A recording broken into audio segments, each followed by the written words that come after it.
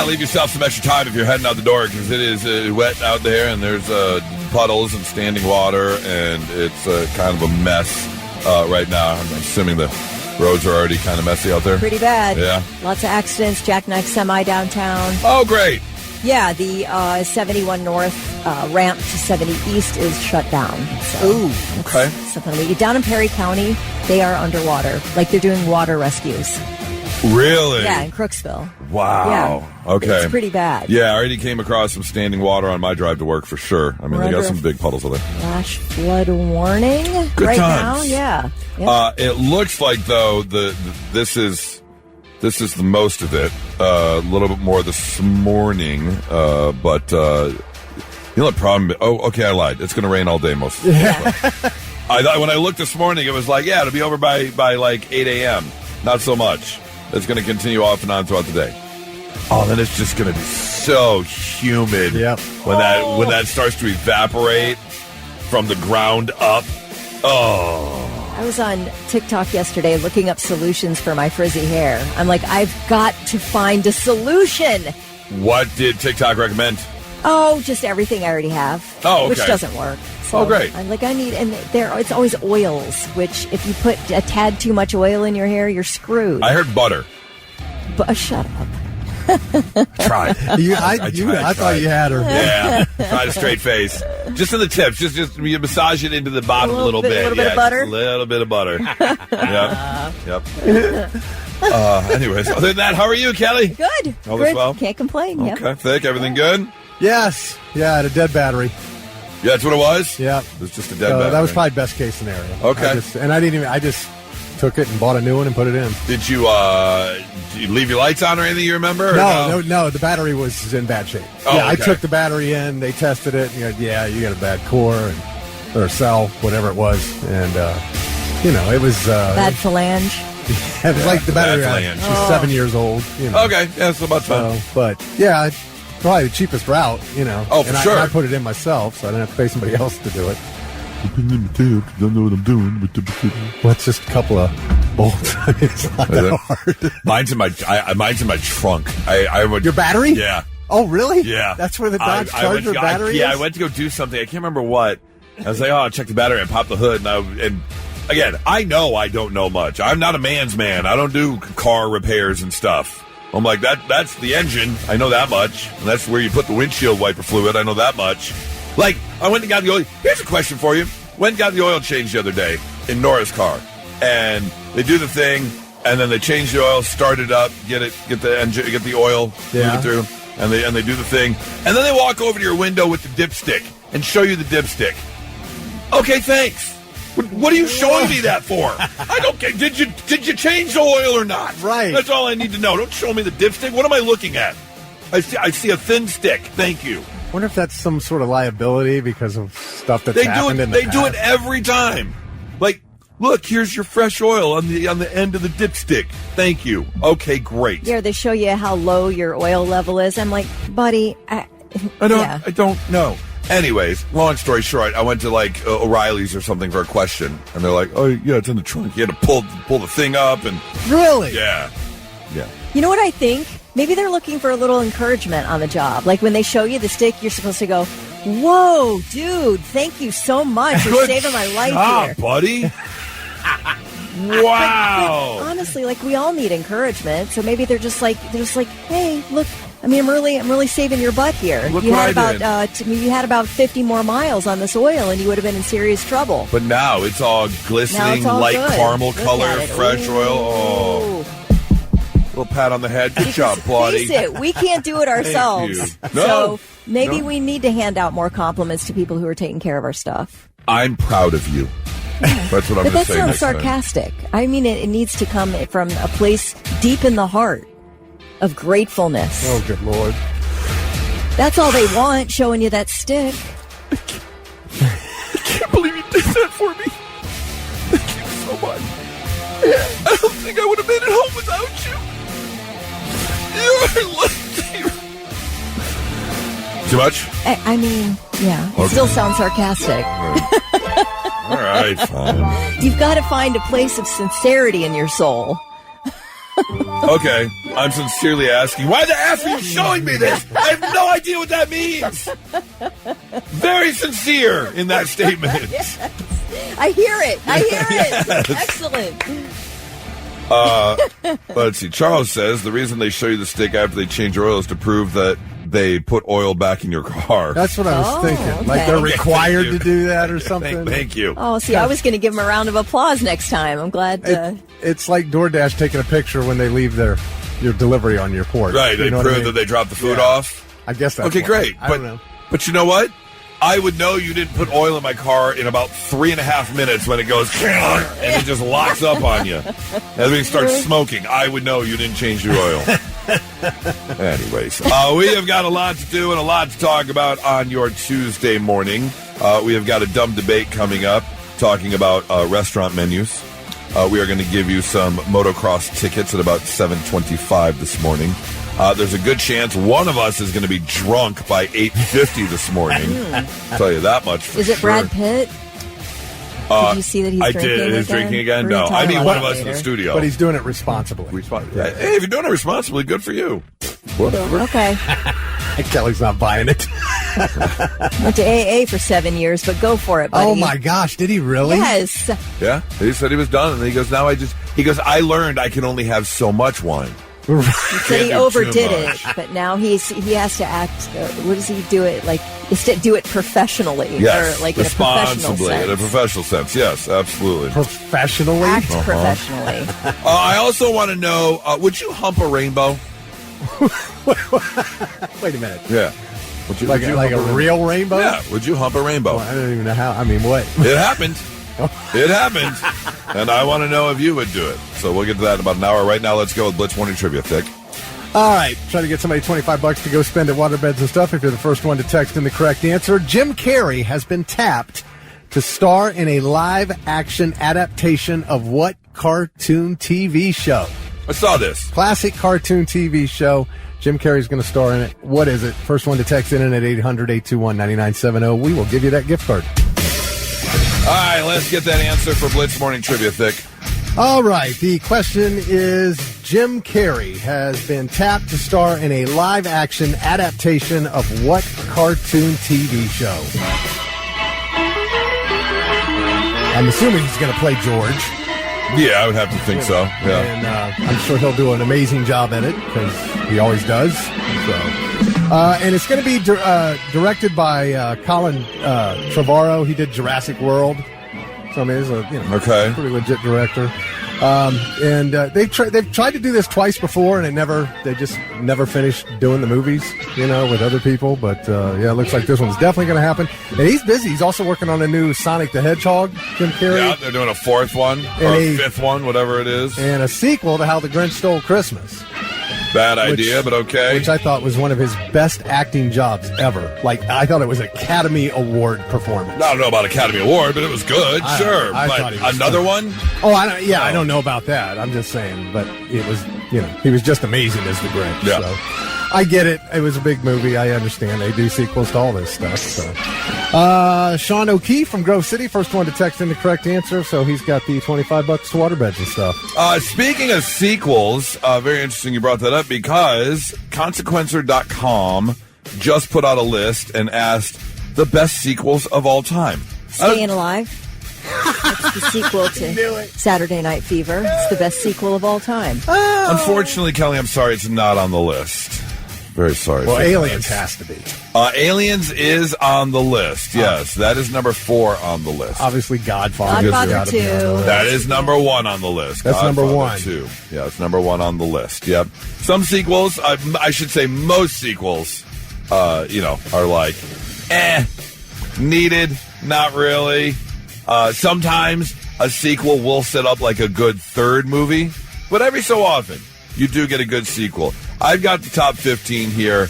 I'm very mad and shocked not in the top 15 is Top Gun Maverick. I think that's one of the best sequels ever made in terms of That's good. follow-up. That's good. Yep. What else do you think is on the list? Empire Strikes Back. Empire Strikes Back, number 2 on the list. Back to the Future, Yeah. Part 2. Back to the Future, no, definitely not on the list. Not on the top 15. What were you doing? You had The what? top 15. Oh, okay. Yep. I don't know. Back to the Future was a mediocre sequel. Okay. I think. Yeah. How about Terminator 2? Terminator 2 is on the list. Yeah, it comes in at number 5. Oh, wow. You're only missing one of the top 5. Dick, you have named top 4 of the top 5. And it's the number 3, which I've never seen. I can't imagine this being a good sequel. Came out in 2017. No idea why this is number 3 on the list. Is it like a Lord of the Rings type? It is not. Lord of the Rings, The Two Towers was number 10 on the list. No, you're never going to get it. Paddington 2 Paddington 2 was number 3 on the list. Number 6 on the list, this makes no sense how Paddington 2 was number 3, and The Dark Knight was number 6. Oh, I love The Dark Knight is one of the best sequels ever made. Really good. The Dark Knight, this was a rare occurrence where The Dark Knight was actually better than Batman Begins. The sequel was better than the first one. Yeah. Oh, Road Warrior. Road Warrior, I saw on the list. Yeah, that is 13 on the list. Mad Max 2, Road Warrior on the list. Here's another one I disagree with. Right behind The Dark Knight, number 7 on the list from 1982, is Star Trek II, The Wrath of Khan.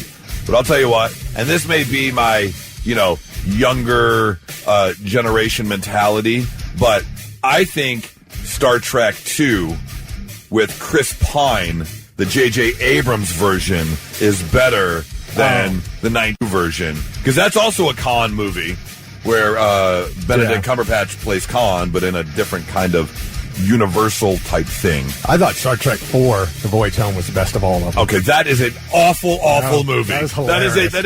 That is on the list of worst movies ever made. Great movie. Absolutely terrible. All right, well, how about Evil Dead 2? Number 8 on the list. Oh, there you go. Number 8 on the list. Doesn't have to be a great movie to be a great sequel. Number 9, Before Sunset, 2004. I don't even know Never what heard movie of that is. Well, no clue. Before Sunset? Yeah, Before Sunset. All right. Then comes Lord of the Rings. Blade Runner 2049 from Never 2017, the Ryan Gosling, Harrison Ford movie that came out. Toy Story number 2, number 12. Mad Max number 13. Spider-Man 2 from 2004 with Doc Ock and Tobey Maguire. Oh, I can get behind that. A lot of people love that one. And then Kill Bill Volume 2, number 15 on the list. I really like the Bourne Supremacy from the Jason Bourne movies. Yeah, that was a great one. That's an all-around good series for sure. Doug texted in Ace Ventura, When Nature Calls, and I agree with that. I think it's better than the first one. Better than the first one? I enjoyed like it. the first one. I'm a fan of the first one. I'm not saying the first one's bad. I'm saying I think the second one makes me laugh more. Okay, so Ray Finkel was in the first one. What was the point of the second one? Was that the monkey? Or no? Yeah, the second one was when he was in the the monks? Buddhist temple. Oh, the monks. Yeah, and then he ends up going to where was it? The safari. Well, because that's when he comes out. He comes out of the rhino butt. Yeah. Yeah, he comes out of the rhino butt. But what's he trying to say? Remember the guano? The guano, yeah, the big and bat he's in there with yeah, arrows in both thighs. Yes. Right. That is a good one. What was the point of that movie? Now that I'm thinking of it, we know the funny parts, but what was the plot? What was he trying to say? What was it? The Great White Bat with the Great White Gano. That's what it was. Yes, absolutely. David says Highlander 2. I've never seen any of the Highlander movies. I know a lot of people like them for sure. If you've got a favorite sequel, 800-821-9970. Not so breaking news. The news already broke. We're trying to put it back together. We've said it once. We've said it 1,000 times. We're not quite there yet. Our first story takes us over to China. A farmer in Shenzhou, China, discovered the hard way that if you go to AI and ask for help, you got to double and triple check things. The 67-year-old farmer was recommended by AI to use highly efficient. I shouldn't have chose this story because of all the chemicals that are in this story when it deals with gardening. All right. Highly efficient flupyrmyethlin and flussifether to kill weeds. And he's supposed to mix it with thiamethoxazine and methyl salt. Okay. That's what AI told him he should use to handle his weed problem on his farm. The problem is, after he woke up, he found out that his entire 24.7-acre sesame seedlings were all dead. He ruined his entire farm. Oh, no. So he was upset, and he returned to AI to ask AI, why did this happen? And AI said the reason was he used flusiferthaner, a herbicide that is mainly used to kill broadleaf weeds in soybean fields. But sesame is classified as a broadleaf plant. Not only that, AI forgot to confirm that with flusiferthaner, you're supposed to spray it directly on the affected area only. You find the weed, you spray it. Oh, you don't just like scatter it everywhere. Yeah, AI forgot to tell him that too. So unfortunately, the angry farmer says AI never warned him of the dangers following the advice. They just kind of gave it the advice and he ran with it. So again, he has now destroyed his entire farm. And the problem is he's trying to argue and debate with now the government and the company from this AI chatbot. And they're like, we never told you to do it. Sure, you can ask. You can ask for recommendations, but it's on you to kind of double check the info. But you're thinking if it's AI, it's supposed to know. So now there's this whole debate versus what AI tells you and how much information you should use from AI. Let me tell you right now, none of it. Isn't there some type of farmer support group or farmer? Yeah, farmersonly.com. Well, you should be able to talk to your farmer friends. If you're just starting a new crop and you don't know what you're doing, your first stop should be your farmer friends. True, but this is a 67-year-old farmer. This is not his first crop. Right, but if it's his first crop of sesame, how does he not know how to do it, is what I'm saying. He was going there for advice on something he should have already known or discussed with other human beings. True. Okay. Yeah. I'm not trying to kick the guy when he's down. He lost his whole crop thanks to AI. Yeah, you're being a real bee right now, I'm telling you. I love to go to AI for stuff all the time. You wouldn't believe what kind of history ChatGPT has on me. Bitch! Yeah, but I don't think I am not at a point yet where if I see something on AI or Google something that I'm just going to run out and do it without questioning without asking or double checking, triple checking another person like a farmer. I agree with you. Yes. I'm saying if I go to ChatGPT and say, what's the best way to approach my boss for a raise? And it gives me well, you ought to go in there and just demand and tell them how much.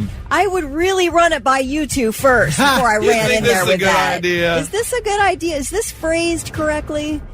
Yeah. Don't just blindly go following AI. Yeah. We'll say it one more time. We're not there yet. FYI, just to attach to that, the best videos online, bar none right now, are robot fails. Speaking of AI and robots and all that stuff. But the robot fail videos are so good. They're pretty funny. Oh, I forgot the one that was last week where the robot was doing something and all of a sudden it just collapsed backwards. Yeah. It folded into a box. Buckled and it went all the way. Yeah, it's a good one. Story number 2 takes us over to Davenport, Iowa, just outside of Davenport, Rockford, Iowa there, where a gentleman who owns 2 Breeze Market Shell gas stations has just been arrested. Ali Thabat, a 38-year-old, apparently was running his gas station, but also using it as a place to sell his drugs. Yes, the police were informed of some things that were going on at the gas station, including distribution of marijuana, THC products, and illegal sexual enhancing drugs. The bus did yield loaded weapons, tens of thousands of dollars in cash, and a mountain of illicit inventory, according to the court documents. He's going to be charged with felony ongoing criminal conduct, unlawful activity, felony failure to affix drug stamps, felony controlled substance violations as well. During the search, police found $45,863 in cash, 11 six-packs of pre-rolled marijuana, 40 THC carts, 150 pills of Viagra, and 26 packs of Viagra jelly. Dang. Now, my question is, what the hell is Viagra jelly? Man, you don't want to mix that up for your Smuckers. Yeah, well, that's what I'm saying. What do you do with it? Are you slathering it on a piece of toast? Is that the way you ingest Viagra jelly, like the blue pill? Maybe it's a gel that you are you rubbing it, apply it on yourself? I don't know. And if I'm applying gel to myself, what the hell are you doing here, woman? I'm good. I don't need you. If I've got the gel, I don't need the Viagra. I'm good on my own. What is Viagra jelly? I will say this, Viagra jelly is illegal in the United States. So they're using it in other countries. We are not using it here. I just don't understand what Viagra jelly is. Do you apply it on the woman and then all of a sudden it helps you? Like, what happens with Viagra jelly? I don't know. Somebody knows. You better text us and let us know. Let's see. They also found more... Oh, I'm sorry. The second store, that was at the first store. The second store had $1,823 in cash, loaded Glock 17, 6 marijuana pre-rolls, 3 digital scales, 6 THC drinks, 2 packs of Viagra jelly, 3 Viagra pills, and 51 THC cartridges. So all in all, he's going to be spending a little time behind bars. Of course you Googled, Vic. I had to. You just squirt it directly in your mouth. Just squeeze it right into your mouth. And it works in 15 to 30 minutes. So it literally is jelly. Okay. Yeah. So you could put it on toast. I was going to say, if I'm planning ahead, then I could definitely put it on toast and just ingest it. Okay. Good to know. Thank you very much. I feel fully informed now. That's your not-so-breaking news, 99.7 The Blitz. I just saw this little debate online, and it got me thinking, because Nora and I, off and on, every so often, like on Friday, we were out to dinner, and we kind of discussed it, because we are now 4 weeks away, 26 days away or something from the wedding. And we're not going on like a honeymoon like the week after the wedding or anything. We're probably going to wait till like New Year's, Christmas, when we're on vacation for the holidays. We're in no rush. We don't even know what we're doing yet. We're kind of still discussing it. But the debate online was talking about vacations. And 800-821-9970. I'm very curious on your opinion on this. Are you more likely to visit a tried and true place you've been before that you know you love? Maybe you've got your favorite little hole in the wall, your favorite restaurant, your favorite attraction, whatever the case may be. Or are you always about discovering something new? And I'm torn because I'm both. I love discovering new places and seeing new things. But there's a handful of places that I love to go, you know, New York City being one of them. Now, granted, my brother lives there, so there's a purpose to go there. But I still love New York City. You could visit New York City once a year your entire life. You would never see everything. You know, it's impossible. I've been to Vegas for many years. I've been to Vegas a million times. I would go back. There's some new stuff I want to see. We love Key West. I would go back to Key West. But, been there. So do I want to discover something new? Kelly, maybe an assumption. I have a feeling you're kind of a tried and true type person. I am. Yeah. I am. I'm not against going somewhere new. Right. But I do know what we love to do. And we've only repeated a vacation once, and it was Sedona. We loved it there. Okay. Went back, I think the next year went back. And absolutely loved it. Thought, gosh, this would be a great place to live. Okay. It is, and we knew what we were doing the second time around. We knew the restaurants we liked. Yeah. It was kind of like felt a little homier or whatever because you recognized everything. So I like that feeling. $2,000 dropped on your plate right now for some reason, and it's like, okay, let's go somewhere. Are you going back someplace you've been, or are you going to go someplace new? Oh, probably someplace new. There are places I really want to go, like Banff. I really want to go to Banff so badly. What is Banff? Up in Canada. Yeah. Is that the Brit? Oh, it's called Banff? Yeah. Oh, okay. Yeah. I'll have to look that up. Yeah. Is that the Caribbean of the North? No. Oh. Banff. Oh, look that up. Caribbean of the North? Haven't heard of the No, it's a national park in Canada. Okay. And it is absolutely stunning. Okay. Gorgeous. Ooh. Is it like near the British Columbia or what's up there? It's Alberta. Alberta, okay. Lake Louise. Okay. It is absolutely stunning. So I would love to hike around there and hang out in Banff. Vic, are you and Heather more of a tried and true type place? Or are you going to go someplace new? I'm up for whatever. You're up for whatever? Yeah. I mean, there are a couple places I would definitely go back to, but yeah, there's some. I've never been to Key West. I would like to go to Key West. Key West is a ton of fun. Yeah. Oh, it's a ton of fun. I'd like to go there. Yeah, absolutely. So yeah, I was just, I saw the online debate of going someplace new versus like where you've been before and what you know. because I want the new adventure, but there's something about, my favorite restaurant in New York City. I can't wait to go back there.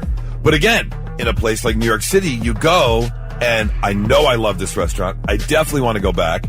But there are endless opportunities in New York City to try different things. So it's a real tough one on whether or not going to go someplace new or someplace old. 800-821-9970. Are you more of the type who wants to go someplace new, or are you going to visit the tried and true? You know where you're going. You know the attractions you like. You know you're going to have a good time, and you know all about the area. And that's where you would rather go. 800-821-9970. And now, all right, I'm listening. The 3 things you need to know before you go. Thousands of residents of Franklin County remain without power following severe thunderstorms overnight. Then we get another round this morning. Crews have been out all night working on repairs. Several more rounds of storms expected today. And we are under a flash flood warning this morning. Also, there is a possibility of severe straight-line winds of 75 miles per hour plus later in the day today. Down in Crooksville and Perry County, the streets are flooded. They've had to do some water rescues, and at least 2 emergency shelters have opened up. Former OnlyFans model Courtney Clenny has pleaded guilty to killing her boyfriend back in 2022. She was sentenced to 6 years in prison with a credit for the 4 years she's already served, so she'll serve another 2 years. 27-year-old Christian Obumseli was found stabbed to death in their Miami condo back in April of 2022. Then she took off to Hawaii, where she was arrested 4 months later. She agreed to a deal that had her pleading guilty to manslaughter and avoiding a possible 30-year sentence. At this point, she'll be out, like I said, in 2 years. A collection of ultra-rare Nintendo game cartridges could net millions when they hit the auction block today. And there are only a few that are going up for auction. They found like 100 rare, previously unknown variants of Super Mario Brothers and Duck Hunt NES cartridges in a storage box in Waukesha, Wisconsin. And so this was, I guess, a couple of them that were up, that are going up for auction today, were made in 1993, which is 2 years after the last known printing of these games. They're unknown versions of the games. Oh.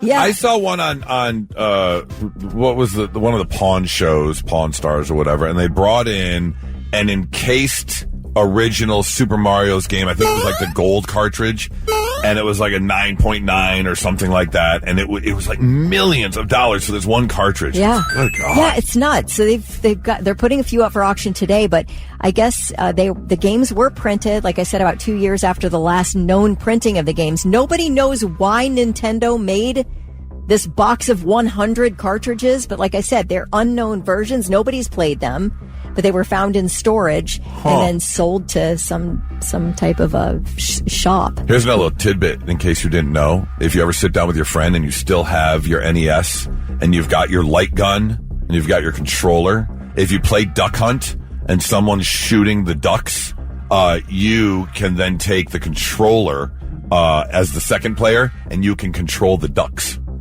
Oh, really? Yeah. You can control which way the ducks go so you can try and avoid the gunshot. So it actually is a 2-person game. That's fun. Just a little tidbit for you. Thanks for the tidbit. You're welcome. Those are your 3 things. Okay. There's a video that's kind of blown up on the World Wide Web, and a husband and wife are walking their child down the sidewalk, and it had obviously just rained, or is still raining a little bit, just a little mist in the air. And as science dictates, there was a rainbow. Now, what's interesting about this rainbow, as a lot of us don't usually get a chance to see, was there was an end to this rainbow. It was one of those perfectly arced rainbows, and the way the rain was coming and the way the sun was shining, the rainbow ended right across the street from them, right at the bottom of a bush. You can see literally the rainbow touching the ground. I've never seen that before. I have not either. Yeah. I have not either. And that is when the wife handed the husband the phone and did this. Hold this as I go to try and touch the bottom of that rainbow. Hold it, please. You don't understand. This is my only chance to do this. I think my wife might have a brain injury. Oh, it's still there. Yep, hump the rainbow. No, turn to your right. Yep, hump it. No, other way. Behind you. There it is. Yep, that's my wife doing a rainbow. She couldn't obviously see it when she got so close, but in the camera, you can still see the rainbow. And she's turning the wrong way, and she's humping the bush. She has to, no, turn around. A little bit more. And sure enough, she lines up perfectly, and she's just humping the rainbow. Okay. I would 100% do that. If I ever got to see the bottom of a rainbow, I am absolutely whipping out my pot of gold. For sure. I'm going to be right there. Okay. That's what excites you. It's not that it excites me. It's that it would be the only time you would ever get to do something like that. I bring out Why a would you shovel and pass act like out you're the digging opportunity? for gold, or act like you're leaning on it.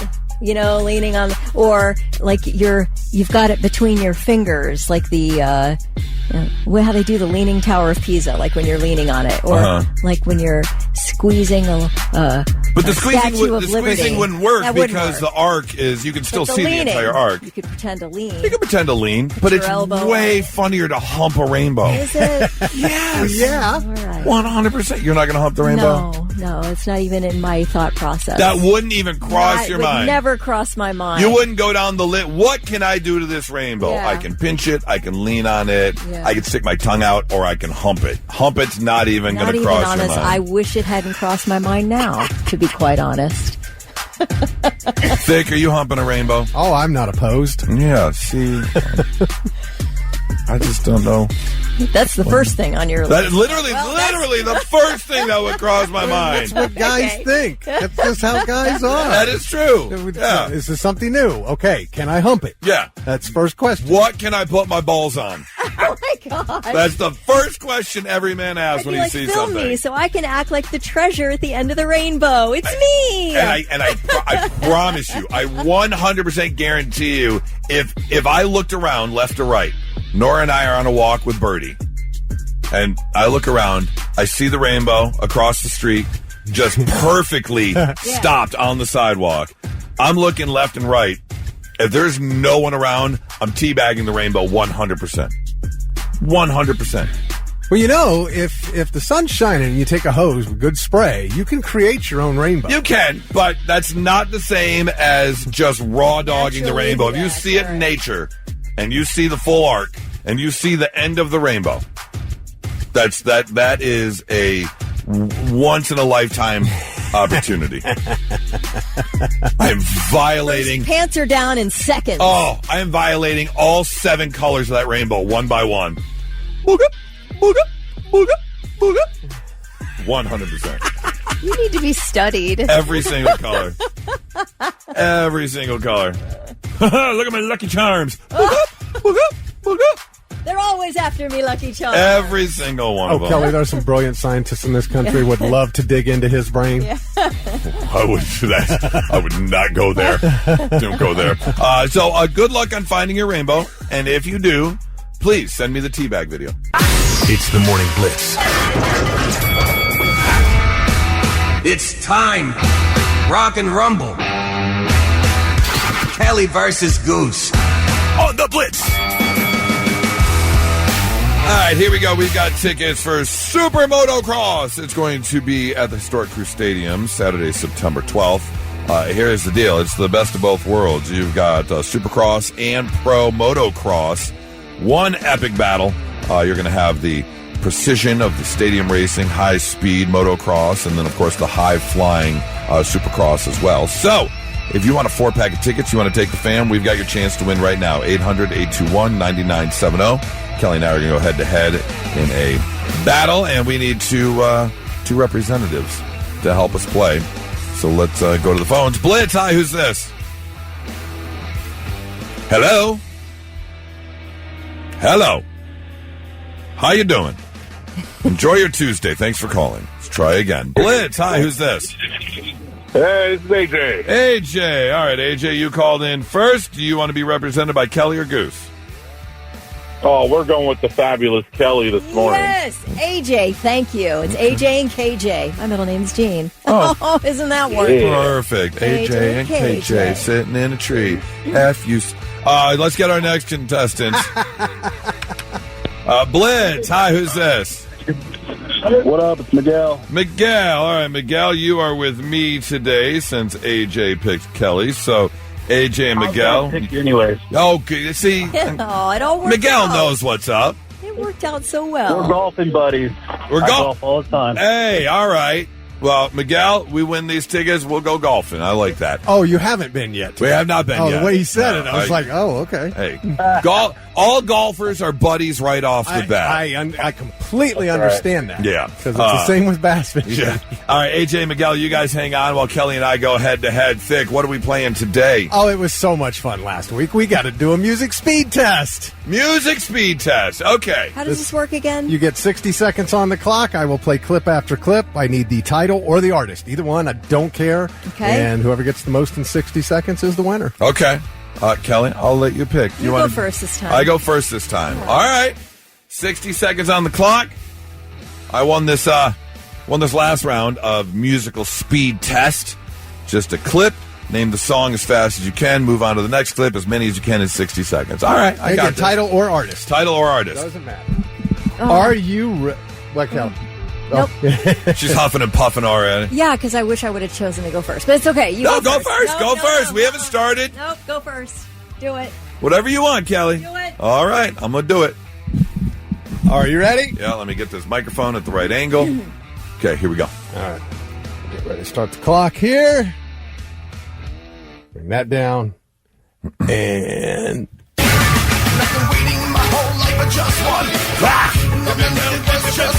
Disturbed. Yes. Okay. Pass. AC/DC. Yes. You with the same. Pass. Foo Fighters. Yes. With a little love. Hootie and the Blowfish. Yes. Strong again. Bush. No. Nickelback. Yes. Lady Gaga. Yes. And the bass keeps running. Will I Am. God bless it. What is their name? Black Eyed Peas. Yes. Glass. I got a little change in my pocket. I got change in my pocket. Hootie Blowfish. Hoochie Coochie Mama. Hoochie Pass. Time. I got no The Georgia Satellites. Keep your hands to yourself. Oh, I would have gotten there.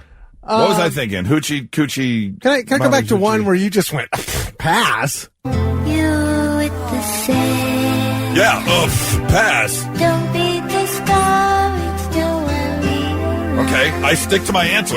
Pass. Anybody got a razor blade I can use? Have no idea. No. Anybody got a full bottle of sleeping pills that I could use right now? But I see your truth. Cyndi Lauper. Yes. It's okay. You got 6. Okay, that's what Kelly got last time. You missed a System of the Down song too. That's what it was. See, I know you're not a fan, but I thought you. I would have gotten it. Yeah, I know. That's all. Oh no. See, I was stuck to my strategy though. If you don't know right away, you pass. Yes, that's a strategy. We'll just come back to it. Yeah, exactly. Except for the hoochie. What's that group? Hoochie Coochie Watch Me. What is that song? What am I thinking of? Hoochie Coochie. What is that country song? I don't know. Achy Breaky Heart. I don't know. Chattahoochee. Oh, way down yonder. Hoochie Coochie Chattahoochee. That's what it is. Yeah, the ones though that you know, but you can't get the name, and so you don't want to pass because you feel like it's going to come to you. Yeah, those are the ones that get you. All right, I'm ready. All right, reset the Rock and Roll Hoochie Coo is another one. Thank you, Anthony. Yes. Hoochie Coo, yeah. Thank you, Anthony. Rock and roll. Rick Derringer, yeah. All right, 6 is the number to beat, Kelly. Are you ready? Ready. All right, here we go. 60 seconds. Madonna. Yes. Oh, it was Billy Squier. Yes. Oh, pass. Oh, shoot. Godsmack. Darn it. Who is it? We'll go back to Jefferson Airplane. Yes. Well, I guess it would be nice if I could Faith. touch you. I don't know about me, but I know about you. So say hello to Carpenters. Yes. Oh, shoot. What's his name? Eric Clapton. Yes. That's Joan Jett. Yes. Marilyn Manson.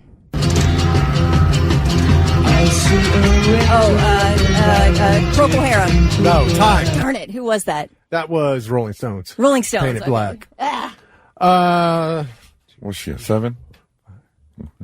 That would be 8. Same score as last time, just reversed. Yeah. Do a flip, do a flop, give it up, 'cause you're so dumb. Oh, AJ. It was Five Finger Death Punch was the one you guessed, Godsmack. Oh, okay. Why don't you give us some easier ones? Madonna, Eric Clapton, Joan Jett. What? Come on. All right. AJ, you made the right choice this time, so you are going to get yourself a 4-pack of tickets for Super Motocross at Historic Crew Stadium on September 12th. But Miguel, since we're golfing buddies, I'm not going to leave you empty-handed. I'm going to hook you up with tickets as well for the family. 4-pack of tickets for you as well, okay? That's what's up. I appreciate it. The next day is my birthday, so that works out. Oh, perfect. Happy birthday. Happy early birthday. AJ, Miguel, you guys hang out. We'll get you those tickets. Did you ever have a time where they just didn't listen and they had to pay the price? There was a friend of mine who posted on social media mad at her husband's friend because they were having a little get-together, and he came over, and yet again, for the second time, he put his pack of beer bottles in the fridge. And she said, well, don't do that. I'm sorry, not the fridge, in the freezer. And said, don't do that. They're going to explode. Because they came out of the car. They weren't, like, straight from fridge to freezer. They were already kind of warm. Yeah, so some reaction's going to happen in there. Exactly. Yeah. And she said, please don't do that. You always forget them. They explode. Not only do I have to clean it up, but then it stinks up the freezer. Didn't listen, and sure enough, it exploded again. Busy cleaning it up. Stinky beer fridge now. And it's just unnecessary. They don't listen. And here's the thing. Not when it goes to someone else's house. If you ask me not to do something at your house, I'm not going to do it. But I also have been known to ignore a warning or two just because I want to do it. If I kind of have my mind set on something, I want to do it. Especially, I remember 10 years ago, I was down in Puerto Rico for a wedding. And it was a destination wedding. And they had rented 2 giant mansions in Rincon, Puerto Rico. And one of them had a pool in the backyard. And we were hanging out in the pool after the wedding. And I looked up, and there was this awning. Oh, no. On the outside of the house. And I go, oh! And my girlfriend at the time instantly goes, no! And the bride goes, no! Well, the 2 houses they had were about 4 houses apart. But you could get there just walking along the beach. Each house had its own beach access. So the parents and the adults were staying at one house, and all the friends and we were staying at the pool house, the other house. And my girlfriend and the bride went down to visit with the parents and everything. Well, you opened up a window. Sure enough, I did it. And everyone screamed and yelled. And about 4 minutes later, the bride and my girlfriend come back, and they're like, you did it, didn't you? Uh-huh. And I was like, what do you mean? We heard the screaming. We know exactly what that was. Did you yell, I am a golden god, before you jumped in? I did not.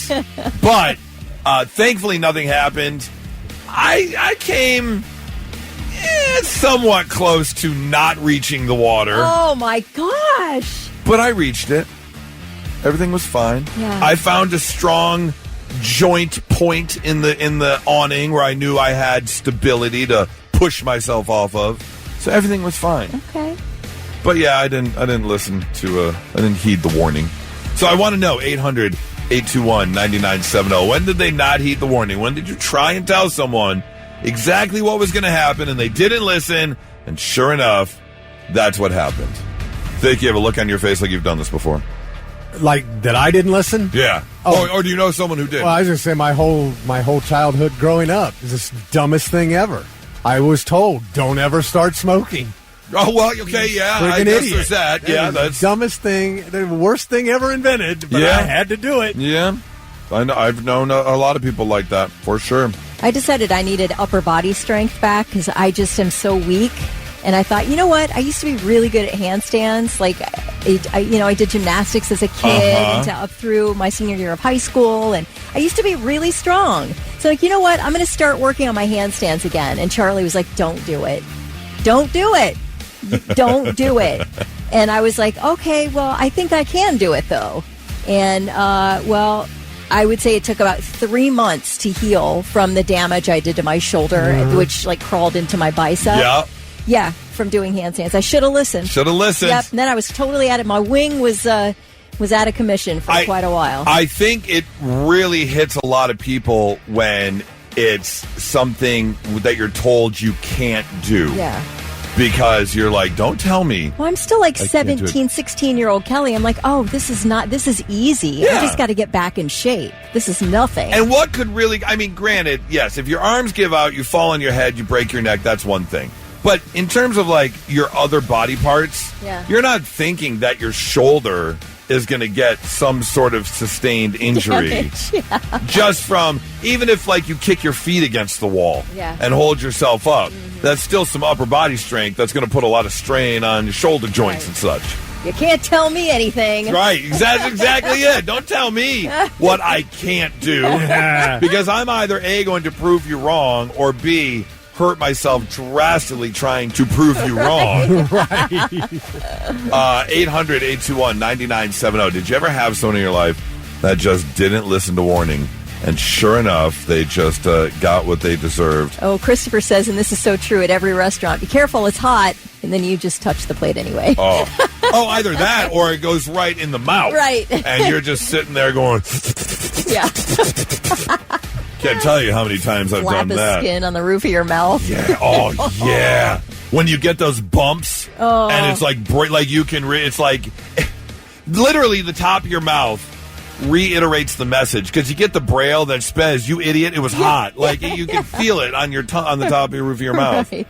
Let's see. Kendra says, "Tell my daughter things all the time. Doesn't listen, and sure enough, the old 'I told you so' comes out constantly." Yeah. I think if you have teenagers, you've been through this. The told you so, it never does any good. Never.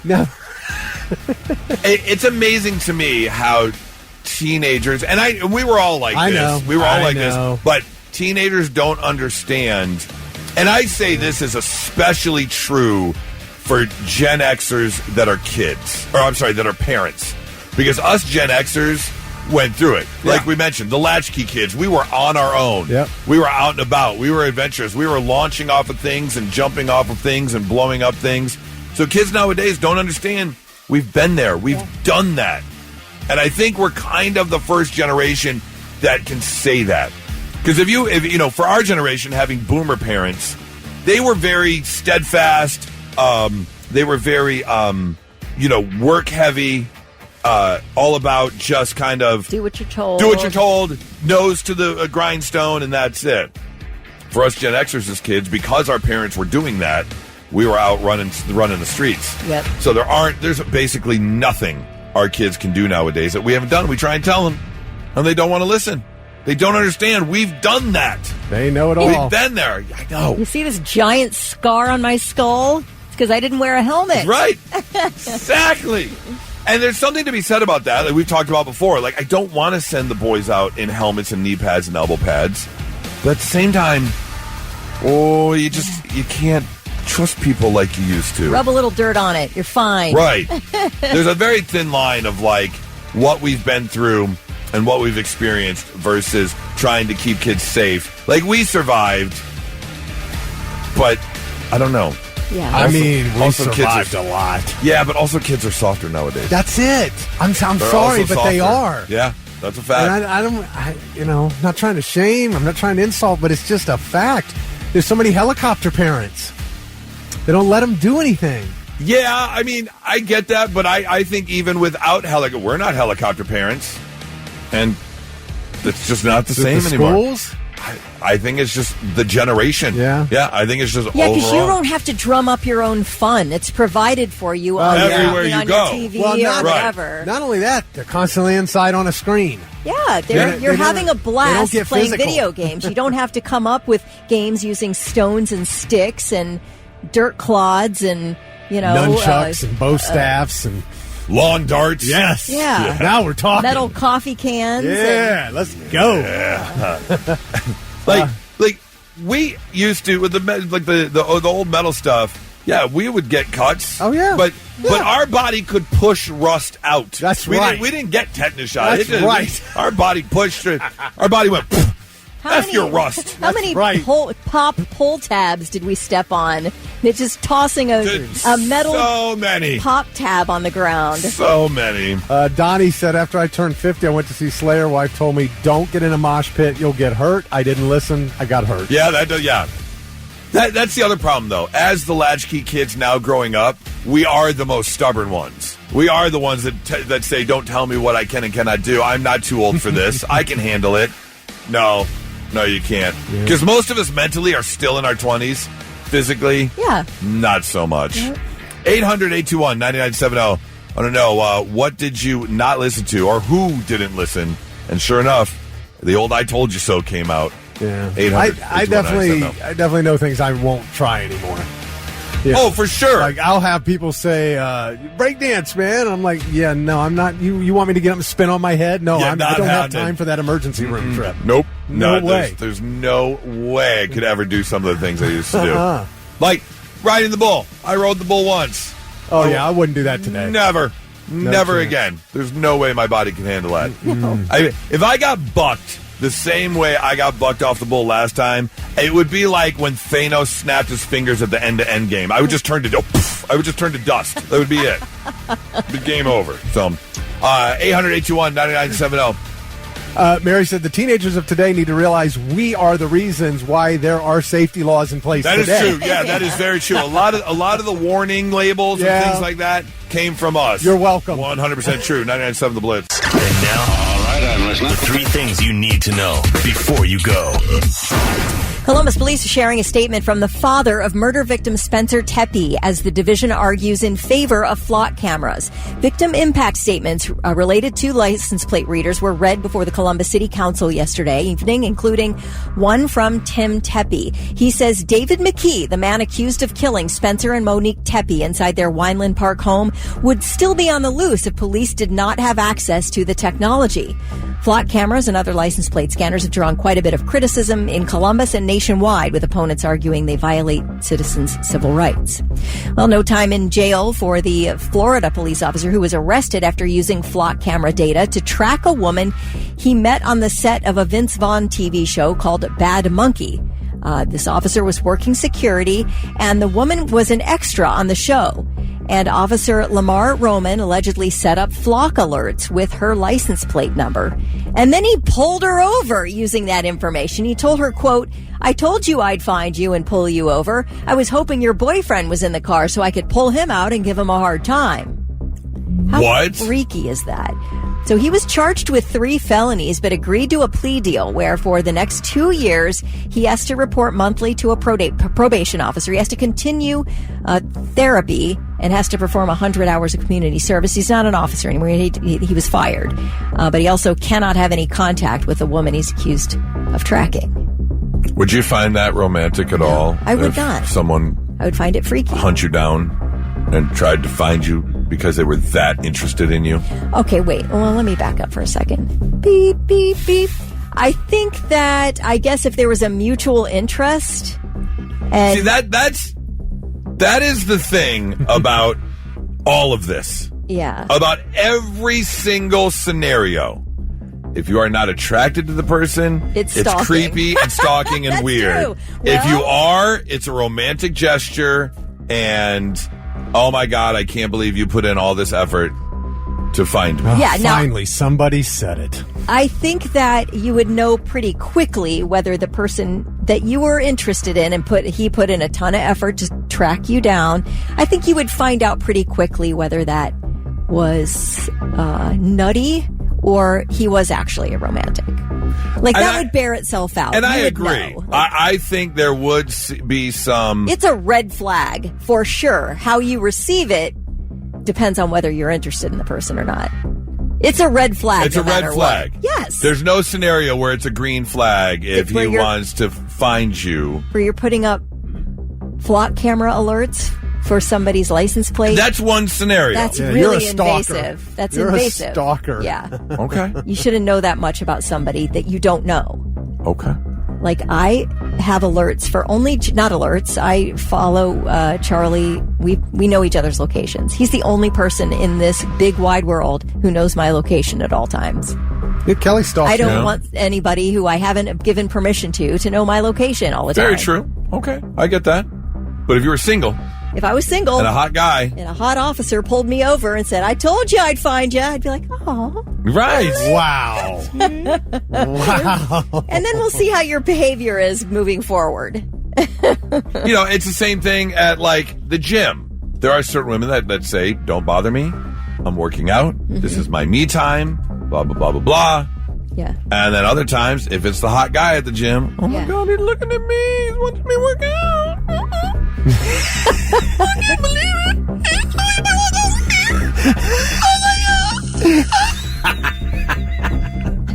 it. Just saying. Yeah.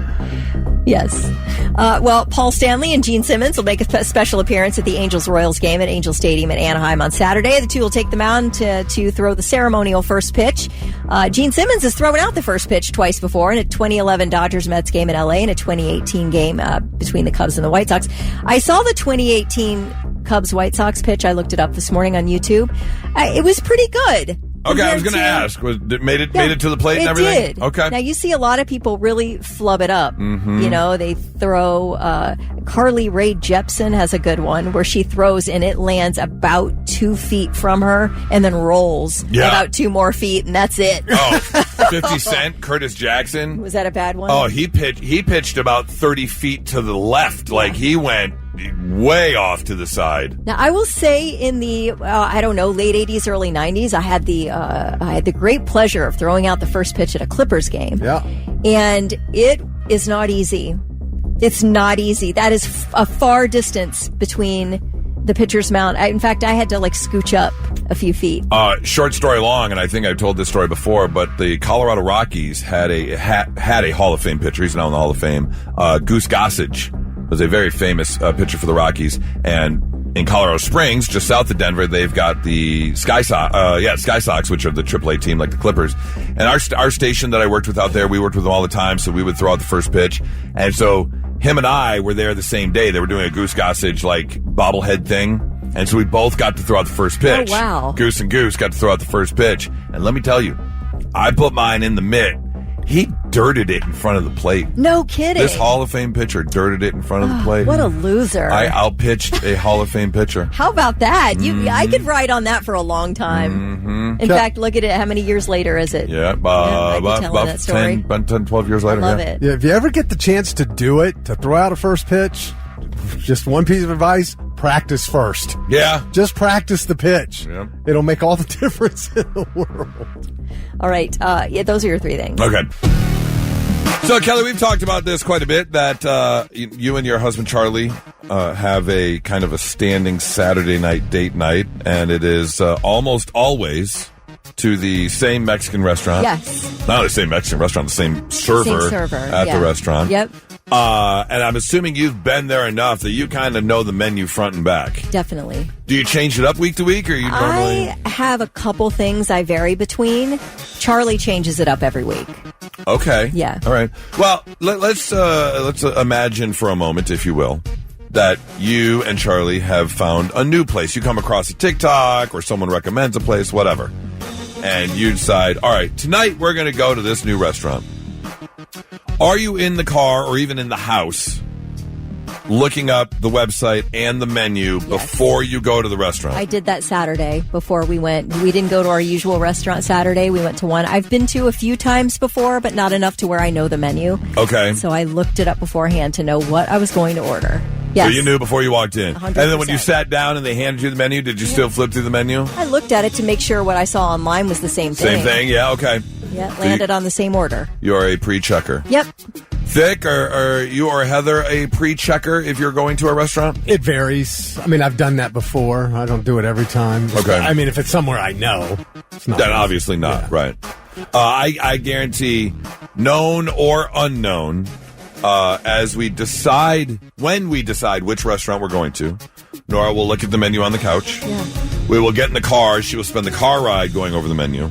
And then when we get to the restaurant, she will, like you, reaffirm it's the same thing, and she hasn't changed her mind from the couch to the car to the restaurant, because that's always a possibility that your tastes change. So she absolutely 100% is checking the menu multiple times.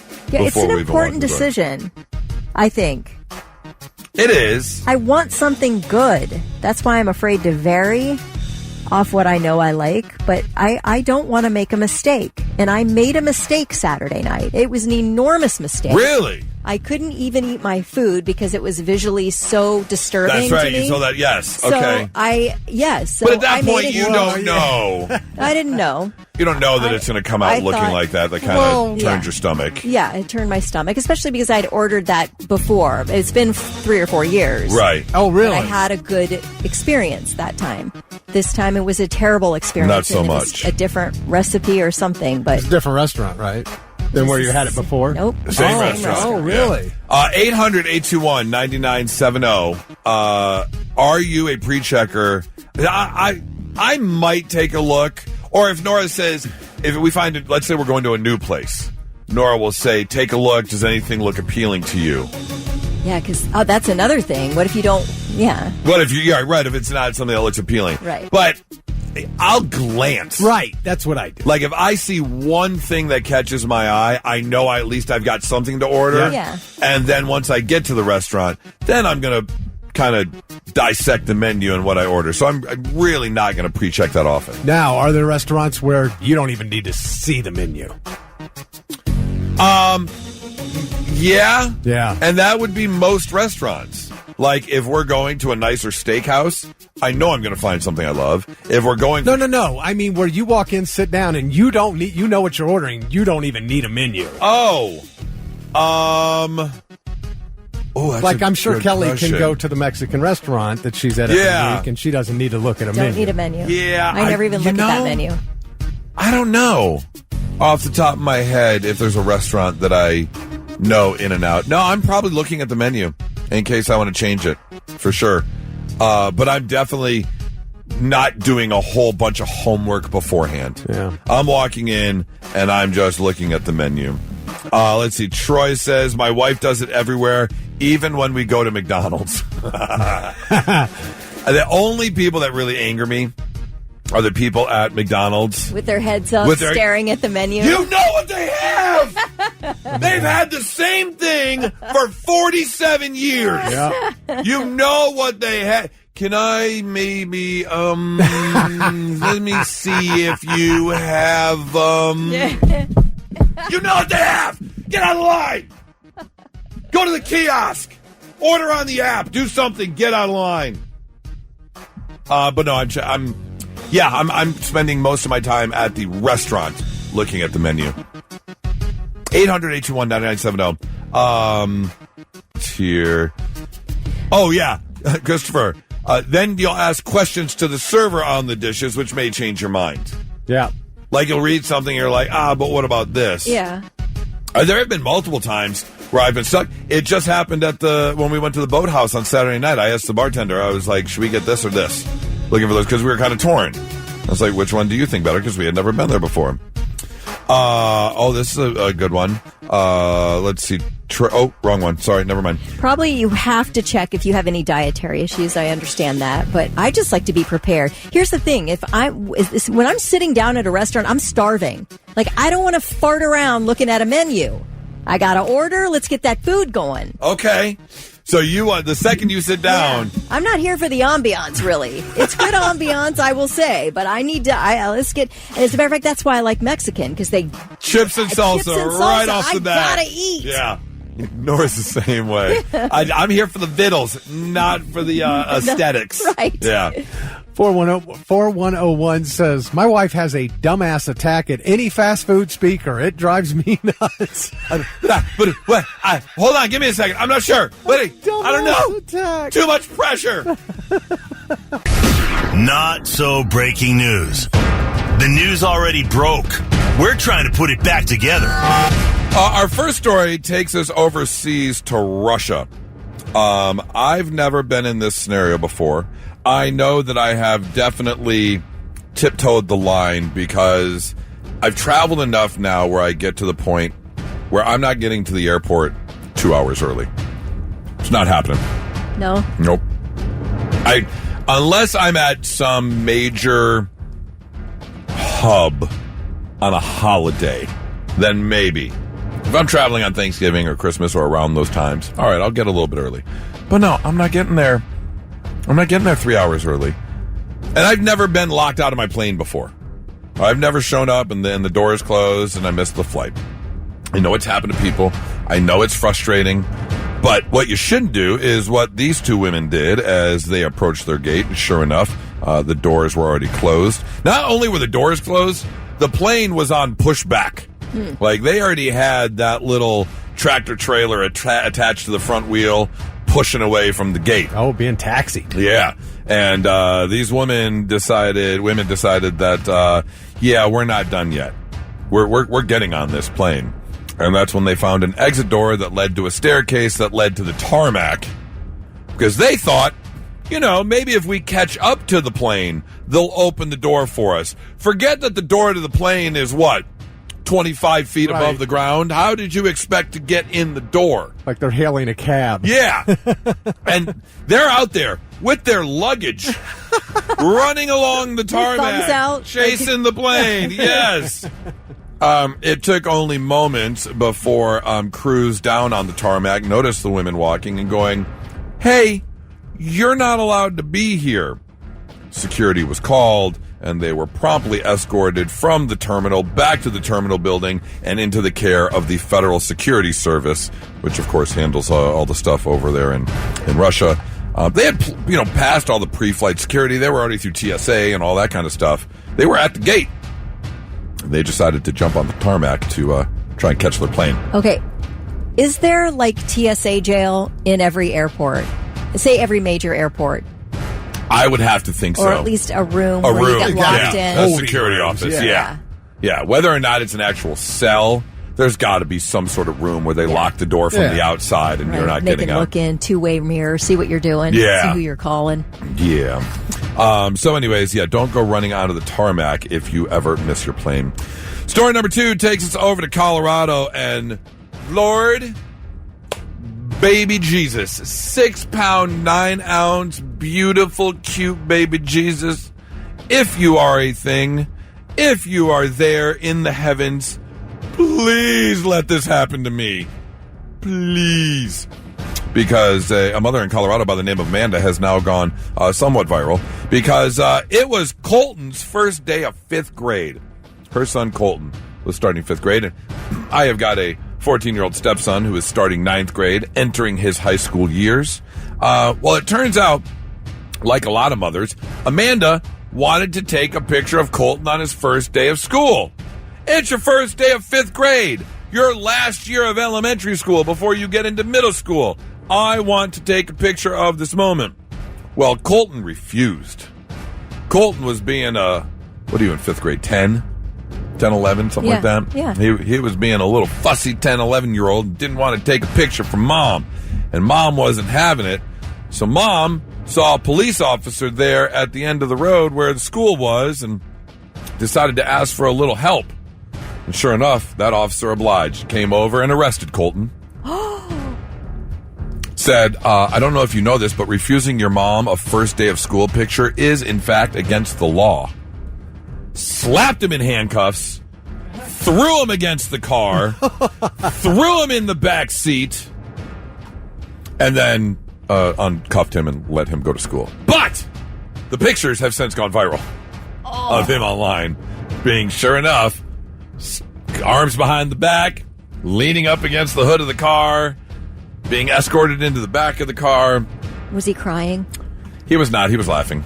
Good. Yeah. Because you don't want to go to school after those pictures come out if you're crying like a little baby. No, you do not. That would have been worse. Grade. That would have been worse. Yep. But no, they. That was a badge of honor. Yeah. Yeah. Now he's going to be worse because he's the stud of fifth grade. Of fifth grade, right. Colton got arrested. I only say, don't mess with me. I only want baby Jesus around for this to be real because I would absolutely do this to Adam. Oh, I would arrest him. Arrested? Oh, so much. So much. If he tried to refuse, I would have him arrested so quickly. So quickly. Will you guys take pictures? Absolutely. Nora will. I obviously won't be there, but... My mom did all through elementary, but once we started junior high, that stopped. Nora does the first day, last day pictures. Yeah. And posts them. Yeah. So, anyways, these are going to be the best back-to-school photos ever. No little chalkboard saying, entering fifth grade, my favorite movie is Paw Patrol. I like the book Hocus Pocus. Whatever. They fill out those chalkboards. Yes, I've seen those. None of that. These are going to be the best back-to-school pictures ever. That's your not-so-breaking news, 99.7 The Blitz. All right, there are two things needed for a party. People and alcohol, and we've got a bunch of both in the studio right now. In fact, it's a little crowded in here, not going to lie. It's getting Most warm. people I've seen, it is warming up quickly, yes. For two reasons. One, body temperature, body heat. And two, lots of bourbon. And bourbon itself just warms you from the inside out. Because we are getting ready for an amazing event that is coming up. And that is going to be the Great Bourbon Affair that is coming very quickly. It goes down Saturday, August 22nd, 5 to 9 p.m. Get your tickets now. TheGreatBourbonAffair.com is where you can go. The biggest bourbon toast happening at Historic Trolley District. You have got access to over 40 vendors, more than 75 samples. Plus, you can upgrade to your VIP experience and enjoy a massive, I love how they put grazing spread that you can just chow on, and samples of some of the rarest bourbons as well. We've got Whiskey Pete here. We've got James here. And I'm sorry, I don't know who's pouring whiskey right now. Steve Frederick. Steve. Hello, Steve. How are you, sir? Fantastic. We've got a whole bunch of glasses being poured. Now, here's the deal. I know we've got multiple bottles out here. All the shot glasses look exactly the same. I'm assuming they are not. Nope. So, Whiskey Pete, let's start with you. Yeah. Welcome, by the way. Hi. What are we pouring here? Well, first we're going to start off with the Jack Daniel's 10-year. Jack Daniel's 10-year. 10-year, yes. Our new master distiller is Chris Fletcher. Chris Fletcher is the grandson of Frank Bobo, the fifth master distiller. So he grew up at the distillery. Okay. Now, the big thing, the spur in his saddle is when you bring up Jack Daniel's, people are like, oh, yeah, I had that. Right? Uh-huh. Back in the day, they'll tell you the story. And Jack Daniel's is the first registered distillery. There's a lot of history behind it. It's the first boutique distillery. So he's bringing it back to that fantastic history with 10-year, 12-year, 14-year. He's got barrel select. He's got all the good stuff. And this is our 10-year right here. The only two Jack Daniels I've ever had was the original. Yes. Back in, college days. Yes, sir. And then I had the opportunity to have some Jack Daniels Frank Sinatra edition. Sinatra Select. Yes. Anytime you saw Frank, 3 fingers, 2 rocks, splash of water. Yeah, I did it with country star Luke Combs on his tour bus. Someone gifted it to him, and we did a shot together, the Frank Sinatra. Nothing but the best. It was good. Isn't that fantastic? All right, so Jack Daniel's 10-year is the first bourbon we are trying. What notes are we looking for? What hints of whatevers? Well, let me say this. The big thing that we like to point out, a good whiskey is one you like, and the right way to drink it is how you like it. Okay. That's all you need to know. What about for a noob? For a noob? Yeah. What do you recommend? Just, if you're into bourbon, just go ahead, nose taste. If you're not into bourbon, add water to that. There's nothing wrong. There's no wrong way to drink it. No, absolutely. Won't look down on me. I have been blessed to drink with almost all the master distillers. I know one guy who likes his expensive stuff with Diet Coke. Mm-hmm. I remind people, Mountain Dew was originally made as a whiskey chaser. Right, that's why it's called Mountain Dew. That's slang for moonshine. Back in the day, it had what we call an indigenous appellation on the front of that bottle. Right? It had a moonshiner. It had a hillbilly on the front. It's 2026, folks. Now, I can tell you, even without even putting it up, just I can smell all the whiskey in here right now, right off the bat. It smells like my dad. So, Jack Daniels 10-year. All right, here we go. Woo. So smooth. That one's not bad. And see, that's it. That's why we're starting with that, because charcoal mellowing. Jack Daniels follows all the rules of being a bourbon. We just take that extra step. We drip it through 10 feet of charcoal, and that takes out the bitter notes from the husks of the grain, creating a soft, smooth profile. Kirsch just walked in. Kirsch, what's up, man? Oh, Kirsch is get over here, Kirsch. Kirsch is a bourbon junkie. Now you're the bourbon guy, right, Kirsch? I like to think so. Yeah. Okay. Because none of us in here are. All right. Well, then more for me, I suppose. Oh no, we're drinking. Oh yeah, we didn't say we weren't drinking. For some reason, I have a feeling that none of these bourbons are going to taste like my drink, which is Captain Morgan and Diet Coke. Yeah, and I'm not slightly different. That definitely had no touch of Grand Marnier at all. No Grand Marnier. All right, so James, let's talk a little bit while we're getting ready for this next one. Let's talk about the Great Bourbon Affair and what's going on there. Can you tell us a little bit about it? Sure. Over 40 vendors will be there this year. Over 75 different samples. We've got our VIP this year is huge. It's our best collection of unicorns that we've got thus far. We've got the Van Winkle family. We have several different Old Foresters, little Bookers, to name a few. And we're just going stronger this year than ever before, and looking forward to a party. And the unicorns are not the unicorns you're used to, Goose. What? Oh, no. All right, Steve, we did one from Whiskey Pete's collection. Steve, let's do one from your collection. What do you got? All right, so we're going to do another 10-year. So Midwest Spirits bought Old Elk Distillery last year, brought over all the product, and now we've put out a new line that should be shipping into the stores next week here in Ohio. This is a 10-year-old high malt bourbon, so it's 51 corn, 35 malted barley, and the rest is rye. So we kind of pride ourselves in having unique mash bills with the Old Elk line. This is at 105 proof. And as you asked about the noobs, the best way for the noobs to learn what they like to drink is to go to things like the Bourbon Affair and try as many as you can, because what someone else likes isn't what you like. So now this definitely smells different than the first one. I can definitely notice the difference in the smell. And here's the other thing. I've heard this on multiple tours and everything else, where people say, "What's the best way to drink bourbon?" Do you know what it is? No. Any damn way you want. Right. Okay. Yes. That's what he said. Drink what you like, what tastes good to you, and how you want to Pete? Yeah. Yes, you weren't here. All right, so the Old Elk. Kirsch, why don't you tell us about this one? Go ahead. It is delicious. It is fantastic. Sorry, I was down at the sister station drinking some of this all morning, so I'm not prepared for this. I'm a little you're loving life right now. So this shocked me for how good it is. It's 10 years. It's a straight bourbon. It is, what did you say? It's 51 corn. 51 corn, 35 malted barley, and the rest is rye. So this is going to be sweet. It's going to hit you with a little aftertaste. When I tasted this one, they made fun of me because I said the back end was really good. Yeah. We knew this. So, yeah, you'll get a different flavor. Oh, you okay? I didn't know if he was reacting to what they said to you. That is so warm. I am sweating. That is so warm inside the insides right now. Yes, I said inside the insides. Absolutely. Yeah, I actually looked over like, wait a minute, did you just say that out loud? How's your back end, Goose? Yes. My back end's going to be very warm after no this. kidding. That is way different Very than that warm. first drink. The goose is loose. That is very Kelly, did different. you try that? Yeah, I like it better than the first. You do? Yeah. Okay. It's a very different feeling Yeah. than the first. It's softer. It's got that soft mid palate to it, so it's a little easier to drink. It goes down really smooth. That's what I think it is. That's the high malt. Yeah. It's a different sensation. The first one seemed like it was for pros, which I am not. On the back end. It's a different sensation on the back end, yes. All right. Woo! You going to be okay? Yeah, no, it'll be fine. It is warm. Okay, it's great. All right, Whiskey Pete, back to you. What are we doing next? I feel like we're playing tennis here. Yeah, really? To your left, to your right, to your left, to your right. Well, keep serving. All right. This is the unicorn of unicorns. What you have here is Old Forester birthday bourbon. Now, James brought this up earlier.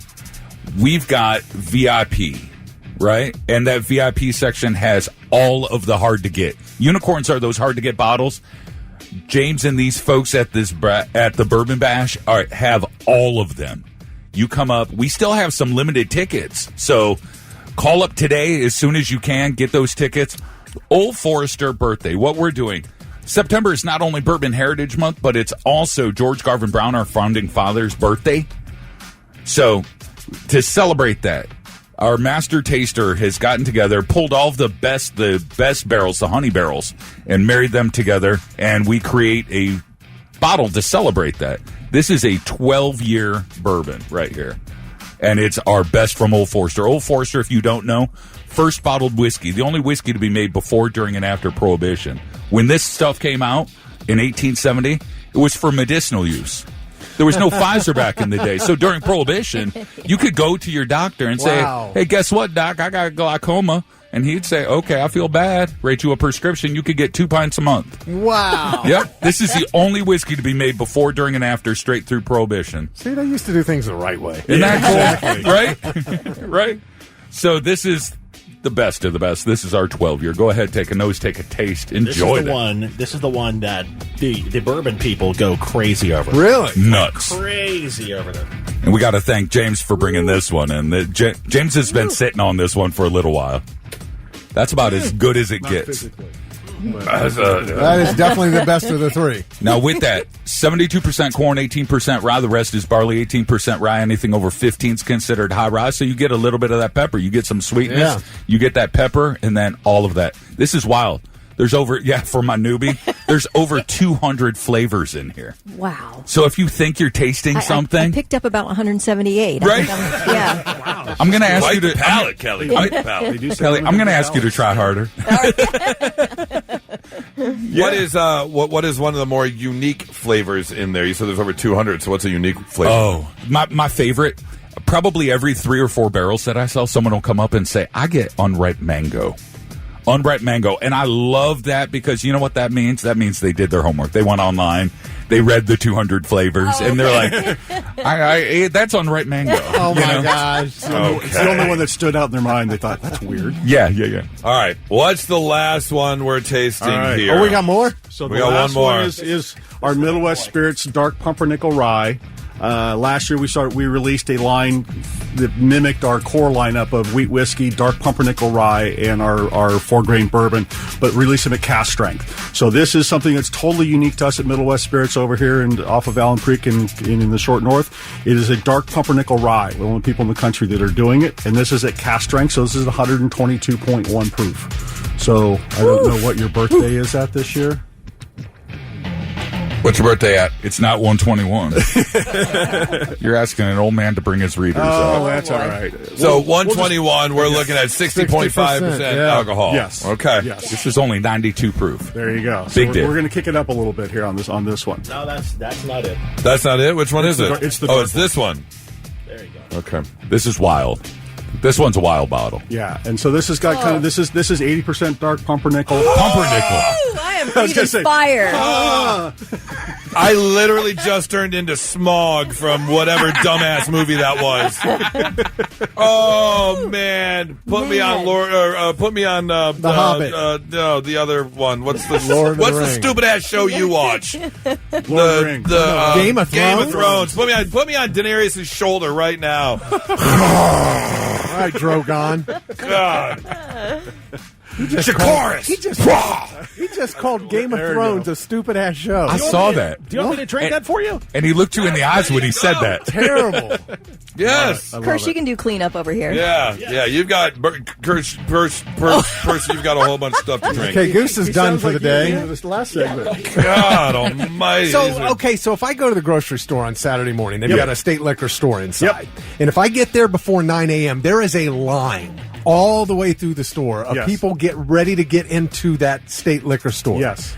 Because of some bourbon. So what is it they're after? Is there something special that comes out every week, or what's the deal? There's different things that come out every week, and so people sit and wait in line. The nice part about our stuff, we don't allocate any of it. So if it's in the store, you can go up and you can go buy it. You don't have to wait in line and see if you're one of the top 6 people that got the first 6 bottles that came through. But yeah, they sit and they wait for the stuff like the birthday bourbon when it comes out because it's one of those unicorns where it's very limited. If you see it, you buy it. Okay. There's a handful of items that are on the shelves on a regular basis, and then there's unicorn season that falls around September. Mm-hmm. There are the oddball bottles that are out there. My bad. Sorry. That just fell out. I had no choice. Smog. Anyway. Oh, I just burnt a hole in my microphone cover. Darn it. Son of a... God bless it. But yeah, you can't beat the bourbon fans. They know when it arrives. They know what's arriving, and they'll stand there and bless. They'll be in there for over an hour. They know when it's arriving before we know it's going to arrive. Oh, okay. Literally, and I'm the one who pushes the buttons to make it go out into the state. And then there's where I see Kirsch in line. Yeah. There I am. They're there because they heard I was showing up. Right. That's what it is. Nice. I like that. All right. The Great Bourbon Affair at thegreatbourbonaffair.com. Get your tickets now. Ohio's biggest bourbon toast. Bourbon Affair is going to go down on Saturday, August 22nd, 5 to 9 p.m. Make sure you get your party tickets. Provide access to over 40 vendors, more than 75 samples, and, of course, the VIP tickets as well. Shut up, Thick. I could just tell he's it's slurring a little bit. Just a little bit. I know where you're going next, the casino. I can see it a mile away. Kelly, I think you're so right. I think you're so right. Give me what? Wait. Oh, where was I? Yeah, hold on.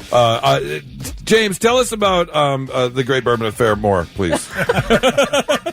Go, James. That's the biggest party in Central Ohio. We're looking forward to it. Again, like you said, August 22nd, 5 p.m. to 9 p.m. You can get your tickets at thegreatbourbonaffair.com, or you can get a special discount at Toast 877-937-1039. Steve, what else do people need to know?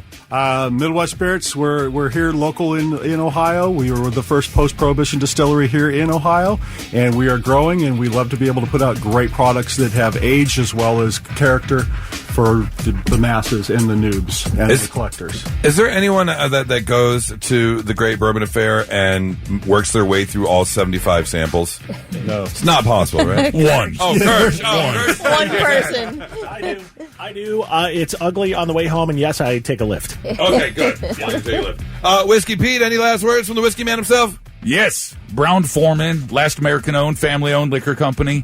We nothing but the best. Jack Daniels, Woodford, Old Forester. We got a lot of history with our brands.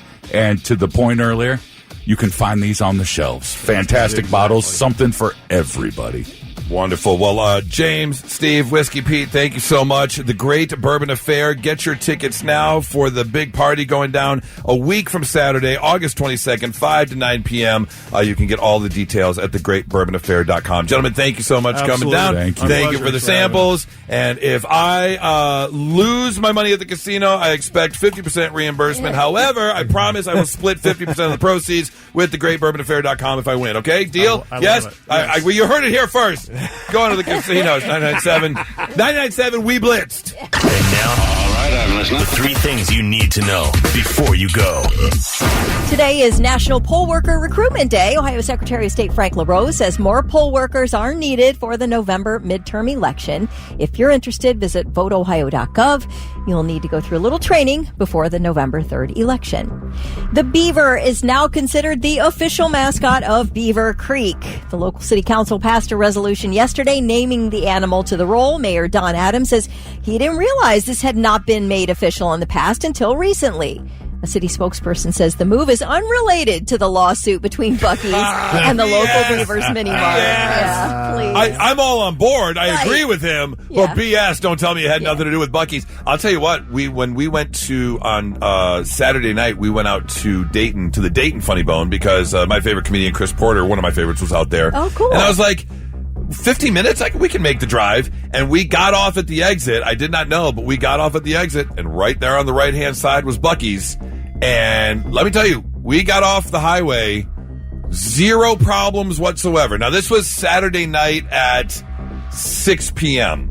But from what I understood, ever since doors opened, even taking that exit has been a backup. And people at the Buc-ee's and things like that.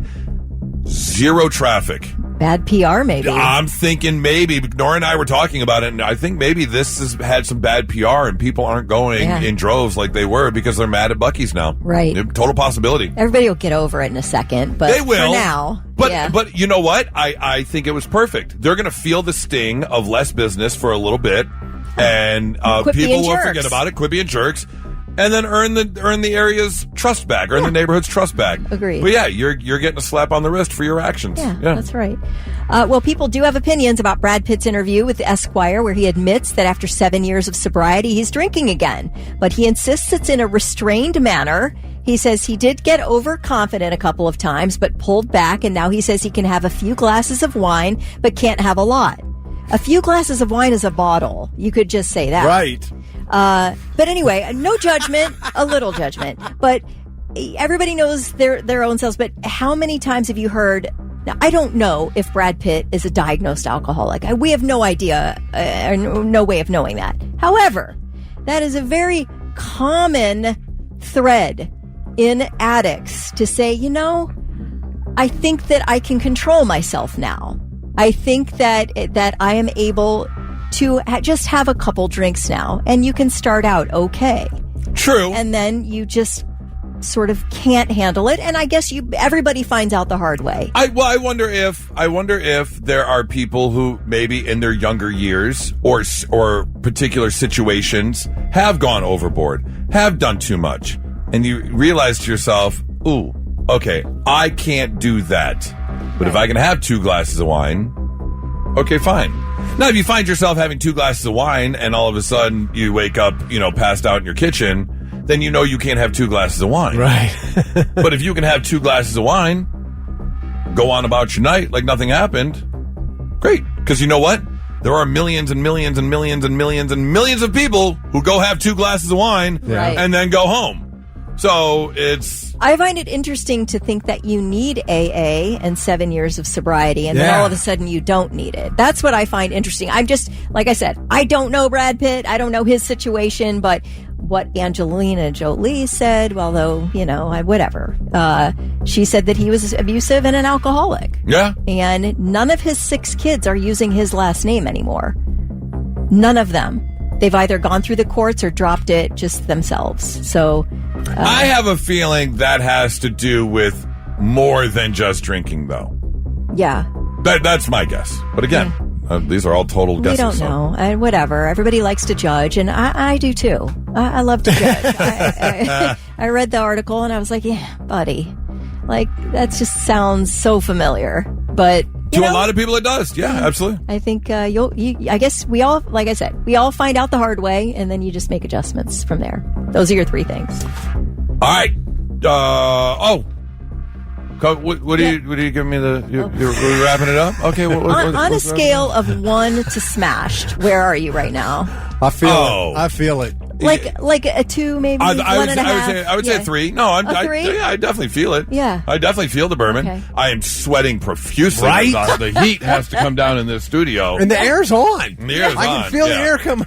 No. But it ain't doing anything. I am radiating heat from my aorta. Yeah, right. It is in the center of my body. It's coming from my something. Here's where it's at. Okay. My head, my brain is not drunk. My chi, my inside is drunk right now. Okay, yeah, gotcha. My chi is sweating and buzzed. Yes. And there's like a tiny disconnection. Yes, exactly. Gotcha. That's exactly it. It's 99.7 The Blitz. Now, let's see if we can learn you something. Sit up and pay attention. Yeah, let's learn you some stuff on a Tuesday morning. Make you a little bit smarter than you were when you woke up today. Like, did you know Teller of Penn & Teller was born Raymond James Durkinson Teller, but at some point in the 70s, he legally changed his name to just Teller. Also, Teller is 78 now, and Penn Jillette, 71. Wow. And Teller's the only one. They put on a good show. If you've never seen them. First time I ever saw them was I went to the MTV Awards in L.A. in 1988, and they were there. It was the first time I ever saw them perform. Oh, okay. Yeah, I went and saw their full stage show. It's good. It's good. It's a good time. Because they do kind of anti-magic. It's fun. Yeah. Did you know night insects like moths are probably attracted to light because they mistake them for the light of the moon which they used to navigate the Earth before artificial lights came around. Okay. So any light source is going to help, or that makes sense. They assume they're being navigated through. Yeah. I did know this. The dog that played Toto in The Wizard of Oz was paid $125 per week, which is more than any of the human actors who played Munchkins. Wow. Well, I mean, he was probably a bigger name on the show than they were. Maybe. He was in the whole movie, not just parts of it. Yeah, still, I don't care. You're a effing dog. You don't get paid more than humans. I'm sorry. It depends. I mean, about $3,000 in today's money per week for the dog. Did you ever see the movie As Good as It Gets? Yeah. Verdell, the dog. What a great actor. He deserved an Academy Award just like everybody else on that movie. Okay. He was come on, that dog was awesome. Did you know dormitory is an anagram for dirty room? You can rearrange a little. Kind of makes sense. And finally, did you know Cheez-It crackers are technically not squares? They're actually rectangles because they're about 1 inch by 0.95 inches. Yeah, they're not quite perfect. 2 sides are longer than the other 2 sides, making it a rectangle. There you go, learning you some stuff on a Tuesday morning. 99.7 The Blitz.